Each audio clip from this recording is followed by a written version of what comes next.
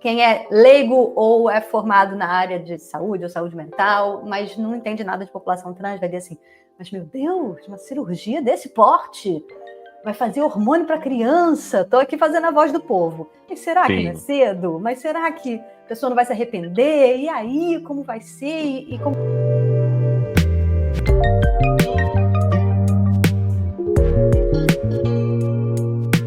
Que eu sei que a maior parte das pessoas, às vezes até já teve algum conhecimento, mesmo quem tem algum conhecimento nessa área, na hora do vamos ver na prática.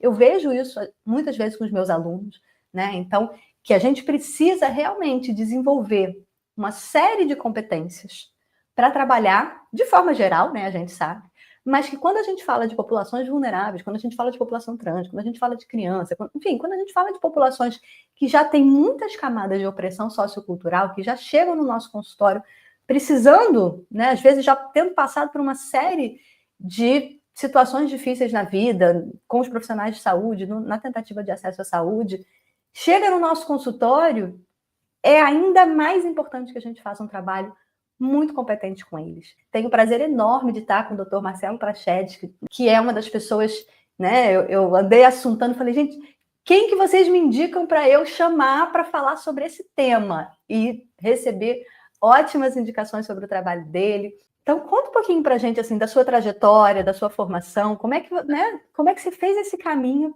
para hoje em dia estar aí atendendo essa população? Certo. Não existe um caminho específico para quem quer estudar a população transgênero, né? Então eu sempre digo que eu sou um fruto, assim, aos pouquinhos, eu como um pouquinho dessa fruta, depois eu vou um pouquinho dessa outra fruta. Eu sou médico, ginecologista, e aí na residência de ginecologia a gente aborda um pouco sobre saúde trans, mas também não é tão profundo, né? Na faculdade de jeito nenhum, né? Mas na ginecologia a gente aborda um pouquinho esse assunto. E aí eu fiz na USP, em Ribeirão Preto, a residência de ginecologia. Lá tinha um ambulatório de saúde trans. E eu sentia falta da parte mais prática em relação à cirurgia. Eu sentia falta e lá não tinha. Então, aí eu fiz meu doutorado em urologia. Então, eu sou um ginecologista com doutorado em urologia, que foi justamente o tempo que eu passei aí 5 anos aprendendo mais sobre cirurgia, desenvolvendo esse trabalho, e aí fui me capacitando com alguns cursos mais específicos nessa área, em saúde LGBT, em saúde trans, para poder pegar e bebendo um pouquinho de cada fonte. Uma pessoa trans, o que ela precisa do ponto de vista de cuidados? Tem vários aspectos, né, em relação ao cuidado da pessoa trans, né. A gente pode olhar pelo aspecto psicológico, né, que você vai ter várias questões, e aí eu poderia começar falando um pouquinho sobre estresse de minorias, que é um Uhum. termo que foi criado, né, para falar dessas pessoas que sofrem preconceito e sofrem esse estresse, né, por ser uma minoria. Inicialmente era só para a população LGBT, mas depois foi para pessoas também de minorias étnicas, como pessoas pretas ou pessoas indígenas, né. Então, o que que é o estresse de minoria? É a ideia de que o preconceito causa um estresse ou causa um isolamento daquele indivíduo, e aí ele vai desenvolver doenças que teoricamente não tem nada a ver com isso, né. Por exemplo, pressão alta, diabetes, distúrbios alimentares, ansiedade e até alguns tipos de câncer. Quando você vai estudar, assim, eu dei uma aula num congresso de oncologia, sobre população trans. E aí, qual o que que tem a ver, né? Mas existem cânceres mais prevalentes na população trans, exatamente pela falta de cuidado. Assim como, por exemplo, câncer de colo de útero é mais Uhum. prevalente em mulheres lésbicas e bissexuais. Por quê? Porque elas não têm essa atenção, o médico acha que não precisa, né. Então, a criança trans ou adolescente trans, ele acaba, sofrendo essa marginalização, e aí tem distúrbios alimentares, sai do colégio, então vive à margem aí da sociedade, sem contar na violência. Então, quando a gente pensa em aspectos psicológicos, tem tudo isso. E aí a gente pensa também na parte endócrina, né, da transição de gênero especificamente. E daí hoje tem, graças a Deus, assim, existe uma rede mais capilarizada para atendimento dessas pessoas, com no próprio PSF fazendo esse Programa de atendimento, saúde da família, né? o Programa de Saúde da Família, e que é na rede básica, né? E também as cirurgias. Só que as cirurgias a gente tem um gargalo enorme, porque as cirurgias só tem 7 centros que são habilitados pelo Ministério da Saúde no país inteiro. Então você imagina que até 2 anos atrás eram 5 centros e não tinha nenhum na região norte. Olha só. Agora tem um em Belém do Pará, mas é muito ainda muito restrito isso. É um gargalo grande aí nesse sentido. É pela dificuldade de ter profissionais disponíveis, é pela dificuldade política de aprovação, de ter centros sobre isso. Onde é que está o gargalo? Eu acho que são os 2, mas principalmente profissionais. Como a gente não vê isso na faculdade, acaba que não tem esse olhar para essa população, né. E aí forma-se poucos profissionais nessa área. E também tem uma vontade política que ela oscila, né. Nesses últimos anos, a gente viu uma diminuição dos departamentos que cuidam da sexualidade, Uhum. né, e aí agora a gente está voltando. Então, essa oscilação é muito ruim, é muito prejudicial. Eu fiz um estágio na Colômbia sobre cirurgia. E quando eu estive lá, eu vi 3 pacientes sendo operadas. E as 3 eram brasileiros. Olha só. E eu perguntei assim, mas por que que você veio para cá, na Colômbia, tão longe? Por que que você não fez no Brasil? As 3 pacientes me responderam assim: ah, eu não sabia que tinha essa cirurgia no Brasil.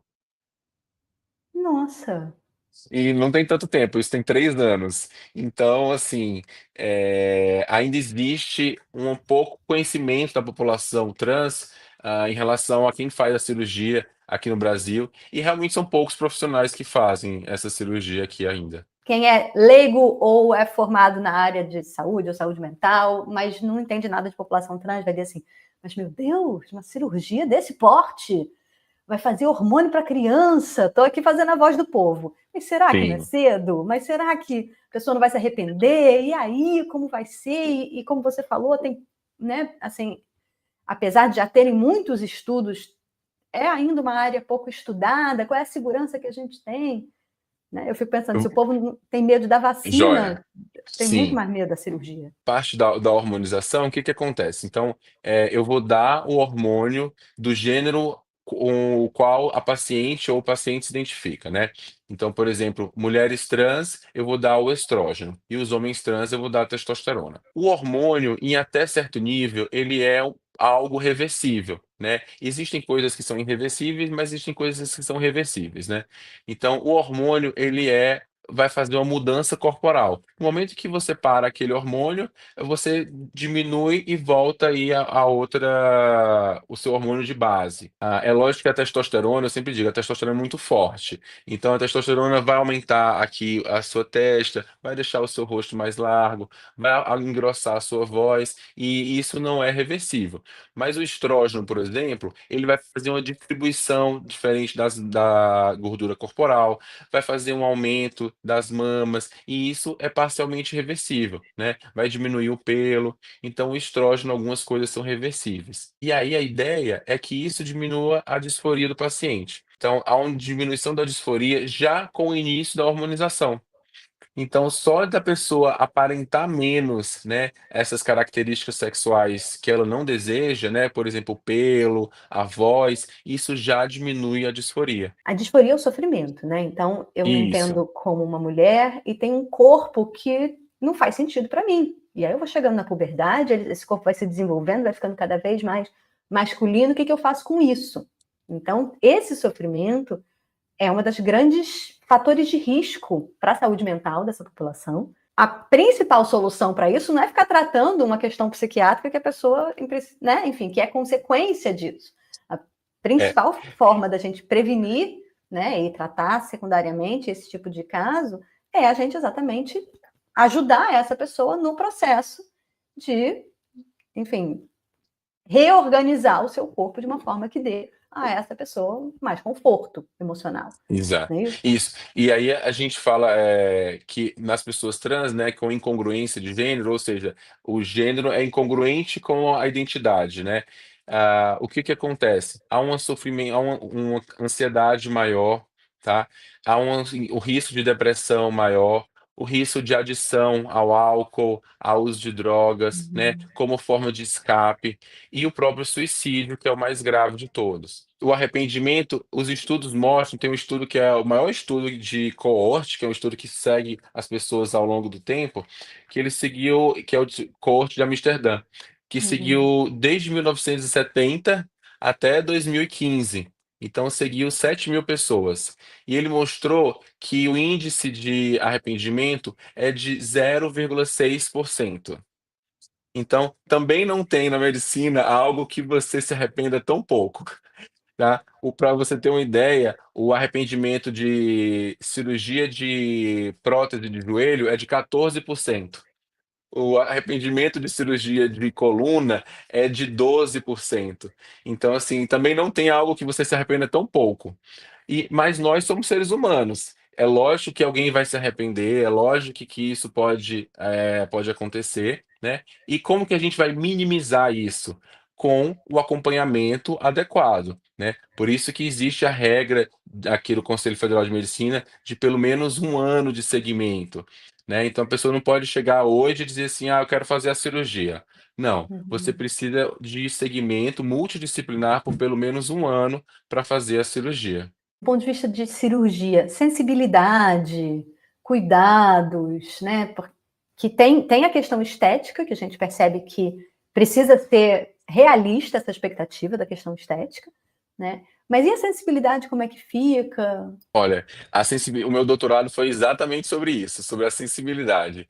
E todas as pacientes, depois da cirurgia, eu avaliei 50 pacientes, do HC, e todas as pacientes tiveram orgasmo depois da cirurgia.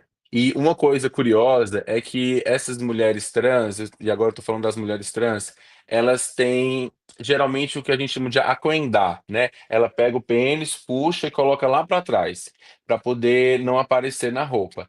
E a glande, ela é sempre escondida. Então a glande está sempre escondida. Quando você faz a cirurgia e expõe a glande, formando um clítoris, a sensibilidade é até maior. Então, no começo, as pacientes até reclamam de um excesso de sensibilidade. É diferente do que a gente imaginaria, né? Vai Uhum. diminuir. Não, aumenta a sensibilidade, né? E nos homens trans, existem dois tipos de cirurgia. Existe a metoidioplastia, que é a cirurgia onde você faz o rearranjo dos tecidos para fazer o pênis, né, que ele faz a partir do clítoris, e a neofaloplastia, que é quando você tira tecido de outro lugar, por exemplo, do braço, da coxa, da região abdominal, para fazer o pênis. E aí, quando é a metoidioplastia, que é do próprio clítoris, a sensibilidade é a mesma, o prazer é o mesmo. O problema, o tamanho não fica tão grande e aí não dá para ter penetração. Mas urina em pé, tem sensibilidade, prazer e orgasmo. Já a neofaloplastia é um tamanho maior, porque você tira o retalho de outro lugar, por exemplo, do braço, da coxa, mas a sensibilidade é diminuída, porque é a sensibilidade do braço, né? Então, realmente tem uma sensibilidade menor. Pode ter penetração, porque nesse caso você pode colocar prótese, mas a sensibilidade é diminuída. Como é que é a cirurgia? Como é que é a hormonização numa pessoa de 70 anos? Como é que isso funciona em relação a uma criança de 7, por exemplo? É, Joguei fogo no parquinho, né? jogou. Eu falei que a gente ia voltar para as crianças, né? Então, numa pessoa idosa, o risco de cirurgia é um risco de qualquer outra cirurgia, né? Então, existe o risco por causa da pressão alta, por causa da diabetes, por causa da idade. Então, existe esse risco. A hormonização na pessoa idosa também é mais arriscada, né? Então, a gente vai ter que ir com muito mais calma e também ver qual é o objetivo da pessoa com aquela hormonização, né? Porque talvez não faça tanto sentido, eu usar o estrógeno numa mulher trans já com 80 anos. Porém, se eu fiz a cirurgia em qualquer idade e tirei as gônadas, né, testículo ou os ovários, eu vou ter que usar o hormônio para o resto da vida por causa da massa óssea. tá? Então aí é diferente. Mas para eu iniciar uma transição hormonal numa pessoa que já passou da menopausa, por exemplo, aí a gente vai ter mais riscos, então a gente vai ter que ver e dosar aí mais devagar. Então, há uma questão biológica em relação à identidade de gênero, há também as questões sociais, mas é um conjunto de tudo isso. E aí nasce uma criança, que a gente não sabe especificamente por que que ela é trans, né? Foi um pouquinho da biologia, foi um pouquinho da sociedade. Por volta aí de 2, 3 anos, ela vai começar a identificar o que que é sexo. Ela não sabe ainda, né, começar a identificar o que que é gênero. Ela acha que pode mudar o gênero, então tem uma ambivalência de gênero. E aí depois ela vai entendendo, e aí mais ou menos aos 6, 7 anos, ela vai fixando em no gênero no qual ela se identifica. E quando acontece de ser uma criança transgênero que não se identifica, aí qual que seria a abordagem ideal, né? Psicologia e psiquiatria, acompanhamento da criança, acompanhamento da família, acompanhamento da comunidade, daquele núcleo, né? E aí a questão dos bloqueadores, que é tão polêmica. Qual que seria a ideia? De dar um bloqueador de hormônio para que não haja interferência do hormônio na puberdade. Ou seja, Uhum. seria uma criança que iria atrasar a puberdade, demorar mais tempo para entrar na puberdade, até que essa criança tenha ciência da condição dela, esteja tudo equilibrado, e aí sim consiga tomar uma decisão mais assertiva, né, em relação à identidade de gênero. Então, o bloqueador hormonal, ele é diferente da hormonização. A hormonização é quando eu dou um hormônio cruzado, né, o estrógeno ou a testosterona. E o bloqueio hormonal é quando eu dou um bloqueio para que não haja início da puberdade. E isso já é feito há muitos e muitos anos em pacientes que têm puberdade precoce. E aí fazia-se esse bloqueio até 2025 agora, Isso é quando bem foi importante, proibido. até porque se faz ciência sobre isso, se olha com cuidado, né? Enfim. Isso. E o que que o CFM disse, né? Alguns países, e aí eu me atrevo a dizer que por questões políticas, né, Uhum. principalmente, né, a gente está vendo uma onda conservadora no mundo todo, né, mas alguns países restringiram o uso do bloqueio hormonal. Então, países, por exemplo, como a Suécia, como a Inglaterra, que liberaram geral. Então, primeiro eles liberaram geral. Todo mundo pode fazer bloqueio, com particular e tudo, Isso há pode fazer o muitos anos bloqueio, atrás, né? há muitos anos atrás. E aí agora, o que que eles fizeram? Vamos diminuir, calma aí, vamos fazer só em caráter de estudo, só em caráter experimental, só nas universidades. E para restringir esse uso dos bloqueios. Só que aí o Brasil fez o seguinte: podia pouco e agora não pode nada. Ao invés de continuar, então, só com os caráter experimental, dentro de estudos, com segmento, é que aí agora não pode mais nada. Ou E qual seja, que é o essa restrição risco? fora era, na verdade, o que a gente já fazia aqui, né? Fazer Era com o que a muito gente já fazia cuidado. aqui. Exatamente. E aí, essa é a ideia, né? Quando você não tem estudo, você faz com cuidado. E essa ideia mundial é essa.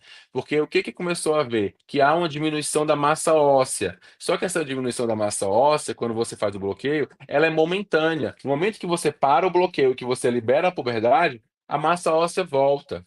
Entendeu? Então, isso foi mostrado recentemente, e aí por isso que houve essa restrição para poder a haver mais cuidado no uso, né. E aí a gente que já estava fazendo com cuidado, acabou sendo proibido de fazer. Isso é muito problemático aqui no Brasil, porque o acesso, por exemplo, a estrógeno, a testosterona é fácil. Então, eu Uhum. tenho pacientes, né, que usam anticoncepcional para fazer a hormonização, com 10, 12 anos. E aí, o que que acontece? Elas tomam 3, 4 comprimidos de anticoncepcional, né? Então fazem uma hormonização toda errada. E aí você deixa aquele paciente mais à margem ainda, mais suscetível ao risco. Então, é como o silicone industrial. Antigamente, a dificuldade de acesso ao silicone era muito grande. E aí, o que que as pessoas faziam? Usavam silicone industrial. E aí, quando você restringe o uso desses bloqueadores, restringe o uso desses hormônios, eles vão lá e fazem por conta própria, sem acompanhamento médico. Então, essas pessoas não vão deixar de fazer a hormonização, elas vão fazer a hormonização de uma forma errada. E aí, o nosso medo é esse, né? De estar querendo ajudar o paciente chega assim: olha, eu estou usando hormônio, o que que eu faço? Tá certo, é assim? E você fica numa posição de dizer assim: olha, mas não disse para ninguém que eu te disse, né? Ou então, não posso ver. É muito difícil, né? E aí, na prática, o que a gente vai ter é uma restrição de acesso à saúde dessa população. A gente vai ter uma população que já vive à margem da sociedade, vai viver à margem também da saúde, né? E vai ter uma dificuldade maior ainda de acesso.